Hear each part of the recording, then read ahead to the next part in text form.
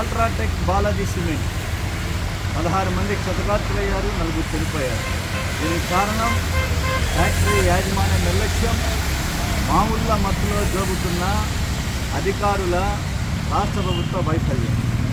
నిన్న రాంకో సిమెంట్లో మూఢావత్ నాగులైనటువంటి ఒక ఎస్టీ గిరిజన కుటుంబానికి ఉన్నటువంటి కార్మికులు చనిపోయారు.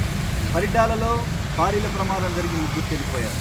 అలాగే వీటీపీఎస్లో ఒళ్ళుగాలి ఆసుపత్రిలో చికిత్స పొందినటువంటి పరిస్థితి. అనకాపల్లి వసంత కెమికల్స్లో ప్రమాదం జరిగి ఒక కార్మికుడు చనిపోయారు. కాబట్టి రాష్ట్రంలో వరుస వెంబడి ప్రమాదాలు జరుగుతుంటే ఫ్యాక్టరీల యాజమాన్యం కానీ, సేఫ్టీ మెజర్స్ కానీ, పర్యావరణం కానీ, అలాగే ముఖ్యంగా cement factories inspector of boilers inspections కానీ, తరచు పర్యవేక్షణ కానీ కొరవనటువంటి నేపథ్యంలో ఇవాళ మృత్యుగుహాలుగా మారుతున్నటువంటి పరిస్థితి.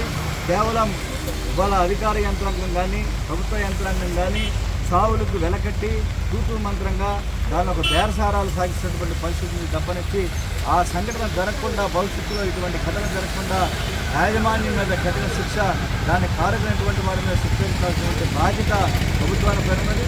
ముఖ్యంగా క్షతగాత్రైనటువంటి వాళ్ళకి రాష్ట్ర ప్రభుత్వం 10 లక్షలు ఇవ్వాలని చెప్పి, చనిపోయిన వాళ్ళకు కూడా ప్రభుత్వం నైతిక బాధ్యతలు వహించి ఫ్యాక్టరీ యాజమాన్యం అల్ట్రాటెక్ బాలాజీ సిమెంట్ 50 లక్షలు ఇచ్చింది.